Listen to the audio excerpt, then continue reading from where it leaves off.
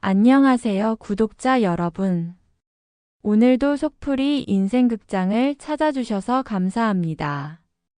우리가 인생을 살다 보면 누구도 대신 들어주지 않는 속 깊은 이야기들이 있죠.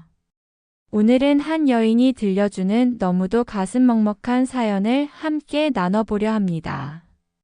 사연과 관련된 구독자분들의 솔직한 생각이나 의견을 댓글로 남겨주시면 감사하겠습니다. 그럼 본격적인 이야기 시작에 앞서 좋아요와 구독도 꼭 부탁드리겠습니다. 안녕하세요. 저는 올해 46살 김희나입니다. 저는 두 아이의 엄마이자 15년 넘게 한 남자의 아내로 살아왔습니다. 누가 보면 평범하고 잔잔한 삶을 살아온 것 같겠지만 사실 제 인생은 참는 시간의 연속이었습니다. 처음엔 사랑이라 믿었고 나중엔 책임이라 생각했고 끝엔 내가 지켜야 할 게 뭔지조차 헷갈리더군요. 지금은 다 정리됐고 제 인생을 되찾은 상태지만 그 지난 5년간의 시간은 말로 다 못할 만큼 고통스러웠습니다. 오늘 제가 들려드릴 제 인생 이야기는 암으로 병든 남편을 5년간 시댁에서 간병했지만 돌아온 건 외도와 배신뿐이라는 진짜 제 삶 속 이야기입니다. 혹시 이 이야기가 지금 어딘가에서 혼자 끙끙 앓고 있는 누군가에게 작은 용기나 위로가 될 수 있다면 조금만 귀 기울여 들어주실 수 있을까요? 애들 아빠와 함께한 시간은 자그마치 15년이었습니다. 결혼 초반엔 평범했어요. 서로 미숙했고 작은 다툼도 있었지만 그게 부부란 거라 생각했죠. 하지만 결혼 3년 차쯤부터 뭔가 달라졌습니다. 남편은 감정 기복이 심하고 술만 마시면 폭언이 심해졌습니다. 너 같은 여자가 어디 가서 다시 결혼하겠냐? 나한테 고마운 줄 알아. 안 내쫓는 것도 은혜야. 이런 말들을 입에 달고 살았어요. 술이 취하면 문을 쾅 닫고 들어와선 아이들이 자고 있는 방까지 들어가 고함을 쳤습니다. 너 이 집 살림을 도대체 어떻게 하는 거야? 내가 주부가 맞냐? 이런 집구석 꼴을 하고. 아이들은 울음을 참고 이불 속에 몸을 파묻었고 저는 애써 침착하게 대답했습니다. 미안해. 내가 더 잘할게. 큰애가 초등학교 저학년이었고 작은애는 이제 막말을 배우던 때였어요. 거실에 들어오자마자 남편은 신발도 제대로 벗지 않고 소파에 털썩 앉으며 아이들을 불렀습니다. 야, 너희 숙제했어? 이리 와봐. 큰애가 눈치를 보며 조심스레 다가오자 남편은 노트 한 장을 던지듯 넘겼습니다. 이게 글씨야. 돼지 발자국이냐? 너 도대체 학교에서 뭐 배우고 다니냐? 아빠, 나 오늘 유치원에서 그림 그렸어. 그딴 걸 자랑이라고 들고 오냐? 너도 내 엄마 닮아서 쓸데없이 감정만 많고. 작은애가 옆에서 조용히 그림을 내밀자 남편은 그 그림을 보자마자 구겨버렸습니다. 아이들의 얼굴이 하얗게 질렸고 결국 울음을 터뜨렸습니다. 그만해. 애들 앞에서 그러지 마. 제가 막아서자 남편은 제게 소리쳤습니다. 닥쳐. 내가 애들한테 가르치는 게 뭐가 잘못이야? 내가 버릇을 잘못 들여놨으니까 내가 잡는 거잖아. 큰애는 그 순간 작은애를 꼭 끌어안고 작은 방으로 숨듯 들어갔습니다. 저를 보면서 작은 목소리로 속삭이었어요. 엄마, 아빠 너무 무서워. 그 말을 듣는 순간 제 심장이 내려앉는 기분이었습니다. 그렇게 하루하루가 지옥 같았지만 저는 그저 애들한테 아빠는 있어야 하니까라고 스스로를 설득하며 버텼습니다. 그게 제 변명이자 이유였죠. 결혼하고 몇 년 뒤부터 남편은 술에 빠져 살았습니다. 처음엔 거래처 접대니 회사 사람들과의 약속이라며 가볍게 마시던 술이 점점 매일 밤의 습관이 되어 갔습니다. 퇴근하면 집에 오지 않고 단골 술집으로 갔고 전화하면 대답 대신 욕설과 짜증만 돌아왔습니다. 왜 전화질이야? 내가 지금 누구 만나는지 궁금해. 내가 술 한잔 하는 게 그렇게 잘못이야? 밤 11시, 자정 새벽 2시. 문이 쾅 하고 열리면 비틀거리며 들어온 남편은 이미 취해 있었습니다. 그리고 항상 똑같은 패턴이었죠. 소파에 쓰러지듯 앉아선 냉장고 문을 쾅 열고 안주도 없어. 이것도 안 해냐. 하고 고함을 질렀습니다. 아이들은 그 소리에 놀라 울음을 터뜨렸고 남편은 아이들을 향해 손가락질하며 소리쳤습니다. 큰아이는 무서워서 제 손을 꼭 붙잡고 있었고 작은 애는 이불 속에 숨어서 숨죽여 울었습니다. 그렇게 술이 곧 폭언이 되고 폭언이 아이들의 상처가 되었습니다. 그러던 어느 날 남편이 또 술에 취해 집에 들어왔습니다. 그날따라 얼굴이 창백하고 식은 땀을 흘리고 있었어요. 당신 괜찮아? 왜 이렇게 숨을 가쁘게 쉬어? 됐어. 잠깐 속이 안 좋을 뿐이야. 술 조금 덜 깨서 그런 거지. 별일 아니야.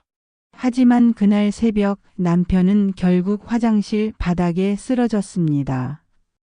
구급차에 실려간 남편은 병원에서 암 진단을 받았습니다. 의사는 위 상태가 많이 좋지 않다며 조심스럽게 말했습니다. 장기간 과음과 불규칙한 생활이 원인 중 하나일 거라고 지금부터는 장기적인 치료와 관리가 필요하고 했습니다. 그 말을 듣는 순간 저는 심장이 철렁 내려앉았습니다. 남편이 치료로 직장 생활을 못하니 당장의 생계가 막막했습니다. 고민 끝에 저희 가족은 시댁과 합가하기로 했습니다. 시댁에서의 더부살이가 불편했지만 사람을 살려야 하니까 그 생각 하나로 모든 걸 내려놨어요. 하지만 시댁에서의 생활은 따뜻하지 않았습니다. 시어머니는 남편의 병이 마치 제 탓인 양 늘 눈치를 줬죠. 그러던 어느 날이었어요. 남편 병원에서 밤새 간병하고 돌아와 겨우 눈을 붙이려던 순간 부엌에서 시어머니의 목소리가 들렸습니다. 애미야, 잠은 나중에 자고 먼저 국부터 끓여라. 아픈 사람 입맛 없어도 제대로 된 국물은 있어야지. 죄송해요, 어머님. 금방 준비할게요. 저는 피곤한 몸을 이끌고 부엌으로 나갔습니다. 그러자 시어머니가 한숨을 푹 쉬더니 날카로운 눈빛으로 저를 위아래로 훑어보며 말했습니다. 내가 제대로 밥 해먹이고 살림했으면 우리 아들이 이렇게까지 아프진 않았을 거다. 결혼해서 사람을 어떻게 보살폈길래 한창 벌 나이에 사람이 이렇게 병이 들어? 내가 밥도 제대로 안 하고 마음고생만 시켜서 그런 거 아니야? 순간 제 귀를 의심했습니다. 저는 충격의 말을 잃었습니다. 어머님, 그건 너무하신 말씀 아닌가요? 암이 어떻게 제 탓입니까? 내가 살림 못하고 아들한테 스트레스 줘서 이렇게 된 거지. 내 아들은 예민한 사람인데 내가 맞춰주질 않으니까 병까지 난 거야. 우리 아들은 원래 건강했어. 결혼하고 나서 속만 썩으니 병이 생긴 거지. 이왕 이렇게 된 거 내가 끝까지 책임지고 간병이라도 똑바로 해야지. 그 말을 들으며 저는 목구멍이 막힌 듯 숨이 턱 막혔습니다. 밤낮으로 남편 간병하느라 손에 물집이 잡히고 허리는 휘어졌는데 결국 돌아오는 건 내가 이 사람을 병들게 만들었다는 말뿐이었습니다. 그날 밤 저는 병원 화장실에 숨어 울었습니다. 내가 왜 이 집에서 죄인이 돼야 하지? 내가 뭘 그렇게 잘못했지? 하지만 울고 나서도 다시 병실로 돌아갈 수밖에 없었습니다. 남편의 수액줄을 확인하고 약을 챙기고 잠 못 이루는 밤을 또 보내야 했으니까요. 남편은 병이 깊어지자 더 예민해지고 날카로워졌어요. 약 챙기랬지? 왜 늦었어? 밥이 이게 뭐야? 내가 입맛도 없는데 너는 신경도 안 써? 저는 사람도 아니고 그냥 기계가 된 기분이었습니다. 병간호기계. 그게 제 정체성이었죠. 그렇게 내 생활이 없이 남편만을 위해 헌신한 5년의 세월이 지났습니다. 믿기 힘들게도 남편은 점점 회복됐고 큰 고비를 넘긴 뒤엔 일상생활도 가능할 정도로 좋아졌어요. 그때 저는 처음으로 나도 숨 좀 쉴 수 있겠다 싶었습니다. 나도 이제 조금 행복해져도 되겠지? 하지만 남편은 회복되자마자 집에 있는 시간이 줄어들었습니다. 휴대폰은 늘 뒤집혀 있고 꾸미는 건 생전 한 번 안 하던 사람이 향수를 뿌리기 시작했습니다. 전 모르는 척 했습니다. 혹시 제가 예민한 건 아닐까? 그동안 병이 있었으니 바깥 공기가 그리운 건가 싶기도 했죠. 그러던 어느 날 중학생이 된 큰아이가 집에 돌아와 말했습니다. 엄마, 놀라지 마. 나 밖에서 아빠 봤어. 어디서? 편의점 있는 사거리 뒤쪽 골목이었어. 아빠가 어떤 여자랑 둘이 손도 잡고 꼭 껴안고 있었어. 나중에는 둘이 모텔에 들어가는 것까지 봤어. 아니야. 네가 아빠 닮은 사람을 잘못 보고 착각한 거야. 아빠 오늘 장례식장 가서 지방 내려가셨어. 늦었다. 얼른 잘 준비하자. 내일 학교 가야지. 저는 큰아이의 말을 듣는 순간 시간이 멈춘 것 같았습니다.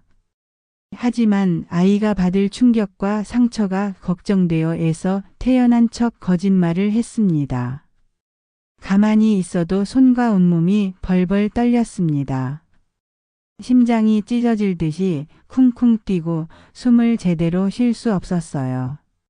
5년의 투병 기간 동안 저 하나 살리겠다고 그렇게 헌신을 했는데 설마 그럴 일 없다고 부정하고 싶었어요. 하지만 아니길 바라는 제 간절한 마음을 비웃기라도 하듯 남편의 외도는 사실이었습니다.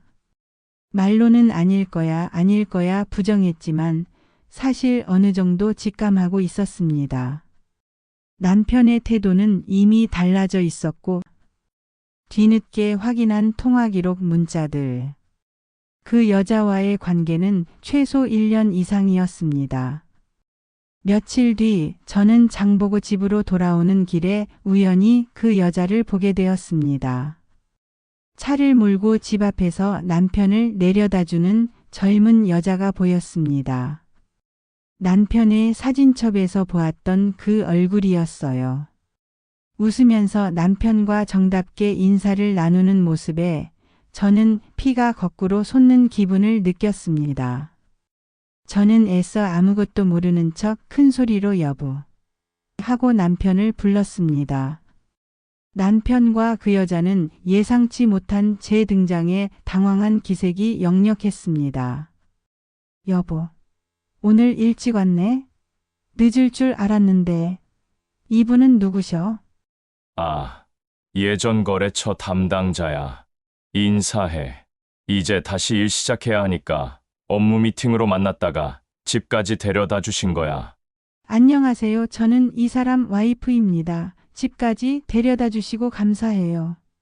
저는 속으로 분노를 사귀고 태연스럽게 그 여자와 인사를 나눴습니다. 모든 식구들이 잠든 고요한 새벽, 저는 거실에 홀로 앉아 끊임없이 생각했습니다. 집 앞에서 마주친 남편과 그 여자의 표정이 계속 생각이 났어요. 일말의 죄책감은 보이지 않는 그 얼굴들에 화가 났습니다. 아무것도 모르는 듯한 제 태도에 그들의 얼굴에는 걸리지 않았다는 안도감과 나를 기만하며 몰래 만나는 짜릿함이 엿보였습니다. 5년 동안 저는 시댁과 합가하며 병간호했고 그 사람은 다른 여자를 품고 있었던 겁니다. 당장이라도 다 뒤엎고 이혼을 하고 싶었습니다. 그러나 지금 당장은 시댁을 나와 아이 둘을 혼자서 데리고 살 경제적 능력이 없었습니다. 또한 외도 증거도 부족했어요. 그래서 저는 계속 모르는 척하기로 했습니다. 겉으로는 아무렇지 않은 얼굴로 살림을 계속하며 뒤로는 조용히 준비를 시작했죠. 남편이 씻으러 간 사이 몰래 휴대폰을 열어 통화 기록과 메시지를 확인했습니다. 읽는 순간 제 손이 떨렸습니다. 아이들과 나에겐 항상 모진 말만 내뱉던 사람이 그 여자와는 세상 달콤한 말로 서로 사랑을 속삭이더군요. 숨이 막혀서 당장이라도 울고 싶었지만 그냥 핸드폰을 조용히 덮었습니다. 그리고 그날부터 모든 기록을 캡처하고 저장하기 시작했습니다. 메시지, 통화 내역, 내연녀와 찍은 사진, 모텔 결제 내역들까지. 없는 돈을 마련해 흥신소에 의뢰를 맡겨 둘이 모텔을 출입하는 모습과 손잡고 데이트하는 장면들까지 증거자료를 수집할 수 있었습니다. 매일 내 스스로 가정을 무너뜨릴 준비를 하며 고통의 시간을 보냈어요. 하지만 내가 이 시간을 증명해야 한다. 내가 나를 지켜야 한다. 스스로를 달래며 마음을 다잡았습니다. 하지만 증거만 있다고 다 되는 게 아니었습니다. 이혼 후에도 아이들을 데리고 살려면 제가 스스로 벌어야 했습니다. 그때 깨달았어요. 내가 돈이 있어야 진짜 자유로워질 수 있다. 그래서 저는 미용 기술을 배우기로 결심했습니다. 처음엔 두려웠습니다. 지금까지 살림과 간병밖에 모르던 제가 새로운 일을 배울 수 있을까? 하지만 선택의 여지가 없었어요. 미용 학원에 갔을 땐 거울 앞에 앉아 있는 젊은 수강생들 사이에서 너무 작아진 제 모습을 봤습니다. 나는 너무 늦은 건 아닐까? 손이 굳어 있는 게 부끄럽고 가위 잡는 법조차 서툴러서 초라했습니다. 하지만 약해지는 순간마다 아이들이 떠올랐습니다. 그래서 저는 매일 밤 10시까지 학원에 남아 연습하고 또 연습했습니다. 마네킹 머리카락을 자르고 또 자르고 손끝이 아파도 멈추지 않았습니다. 주변에서 힘들지 않냐고 물으면 그저 조용히 미소만 지었습니다. 힘든 게 당연했지만 그 힘듦이 내 미래를 바꾸는 열쇠라고 믿었으니까요. 그렇게 열심히 연습해 자격증을 따고 저는 작은 미용실에서 아르바이트를 시작했습니다. 그렇게 조금씩 내 힘으로 살 수 있는 준비를 해나갔습니다. 남몰래 차곡차곡 준비를 하고 있던 어느 날 남편이 내연녀에게 전화를 하는 장면을 또 보게 됐습니다. 그날 밤 저는 아이들을 꼭 끌어안고 속삭였습니다. 엄마가 곧 우리 새로운 집을 구할 거야. 조금만, 정말 조금만 더 기다려줘. 아이들은 제 얼굴을 바라보며 조용히 고개를 끄덕였습니다. 큰애는 작은 목소리로 말했어요. 엄마, 우리도 아빠 없는 게 더 나을 것 같아. 엄마가 힘들면 우리도 힘들어. 그 순간 내가 맞게 가고 있구나 하는 확신이 들었습니다. 어느 정도 자금을 모은 후 저는 변호사 사무실을 방문했습니다. 그동안 열심히 준비한 남편의 외도 정황을 변호사와 하나씩 정리했습니다. 서류를 하나씩 넘길 때마다 제 손이 떨렸습니다. 마치 그 시간들을 제가 되짚어 증명해야만 하는 것 같았어요. 충분히 유책 사유가 입증됩니다. 남편의 외도 증거, 장기간 간병 기록, 시댁 합가, 당시 상황까지 모두 제출하면 위자료와 재산 분할에서 유리할 겁니다. 상간녀에 대한 위자료 청구도 가능하니 함께 진행하도록 하죠. 그 말을 듣는 순간 제 안에 희미한 희망이 피어올랐습니다. 그래, 이제 진짜 끝낼 수 있어. 소송이 시작되자 시댁이 움직이기 시작했습니다. 시어머니가 전화를 걸어왔습니다. 집에서 공짜로 밥 먹여주고 재워주니까 아주 좋지? 근데 이제 와서 이혼한다고? 넌 진짜 피도 눈물도 없는 인간이다. 어머님, 더 이상은 못 참겠어요. 남편이 어떤 짓을 했는지 아시잖아요. 닥쳐. 우리 아들이 얼마나 힘들었는지 내가 알아? 병든 사람이 잠깐 실수할 수도 있는 거야. 남자가 살다 보면 한 번씩 한눈 팔 수도 있는 거지. 애들을 아빠 없는 자식으로 만들 거냐? 이혼 과정은 제 생각보다 꽤 길게 이어졌습니다. 빨리 마무리가 지어지지 않으니 점점 지치더군요. 그렇게 인고의 시간을 기다린 끝에 결국 재판부는 저의 손을 들어줬습니다. 원고는 피고의 장기간 병간호를 전적으로 책임졌으며 피고의 유책 사유는 명백합니다. 이에 따라 피고는 원고에게 위자료를 지급하며 재산 분할에 있어 원고의 기여도를 적극 반영합니다. 또한 자녀 양육권은 원고에게 있습니다. 드디어 15년의 오랜 결혼 생활에 종지부를 찍게 되었습니다. 사랑으로 시작된 결혼 생활의 끝이 배신이라는 오점으로 끝을 맺는 게 씁쓸했지만 이제는 지겨웠던 남편과 시댁 식구들과의 인연을 끊고 새로운 인생을 시작할 수 있다는 희망의 후련함이 느껴졌습니다. 남편의 상간녀는 알고 보니 가정이 있는 유부녀였습니다. 제가 청구한 위자료로 인해 그쪽 남편도 외도 사실을 알게 되어 큰 난리가 한바탕 났다고 하더군요. 결국 상간녀는 저, 그리고 본인의 남편에게 각각 위자료를 물어야 했고, 자신의 가정도 그대로 무너졌습니다. 저는 위자료와 재산 분할 받은 돈으로 작은 미용실을 하나 차렸습니다. 미용실 근처에 작은 투룸집을 구해 아이들과 셋이 사는 생활도 시작하게 되었어요. 아직 경제적으로 풍족하진 않았지만 고함과 폭언을 붙는 남편이 없으니 세 식구가 마음 편히 고요한 생활을 지낼 수 있어 좋았습니다.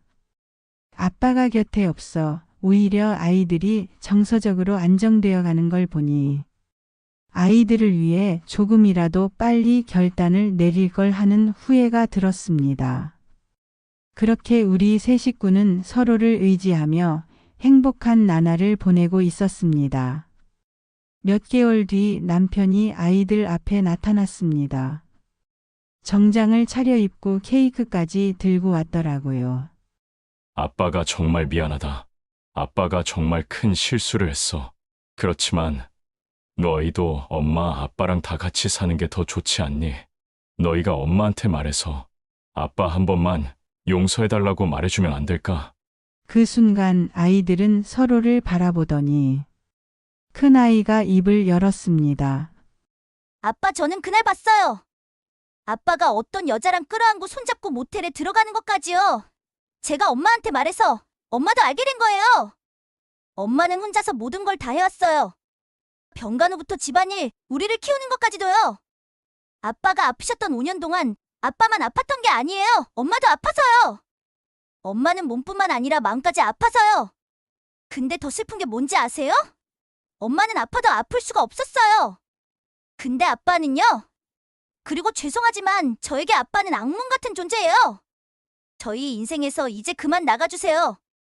나도 아빠 보고 싶지 않아. 아빠 오면 엄마 또 울잖아. 유난히 아빠를 무서워하던 작은 아이까지도 큰아이 뒤에 숨어 아빠를 거부하더군요. 그 말을 들은 남편은 무릎을 꿇고 울었지만 저도 아이들도 그 누구도 그를 바라보지 않았습니다. 이미 그이 없이 견고해진 우리 세 사람 사이에 남편이 돌아올 자리는 없었습니다. 남편에게는 면접 교섭권이 있었지만 이미 상처받을 대로 받아버린 아이들은 아빠와의 만남을 거부했습니다. 아이가 거부하면 강제로 만나게 할 수는 없었기에 남편은 그렇게 자식들에게도 버림받게 되었습니다. 저는 처음으로 김이나라는 이름을 되찾았고 내 인생을, 내 가족을 지켜낼 수 있었습니다. 작지만 향긋한 샴푸 냄새와 따뜻한 드라이어, 바람이 있는 저만의 작은 미용실. 손님들이 기쁜 마음으로 돌아가는 모습을 보면 내가 살아있음을 느끼고 있습니다. 주말이면 아이들과 근교에 놀러가는 여유도 부리고 가끔은 외식도 하며 평범하지만 평화로운 일상들을 보내고 있습니다.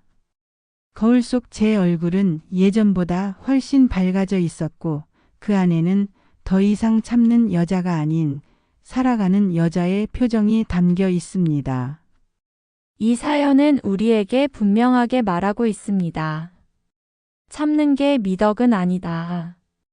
혹시 나도 똑같이 참고만 살고 있어요 하고 속으로 울고 계신 분이 있다면 제발 기억해 주세요.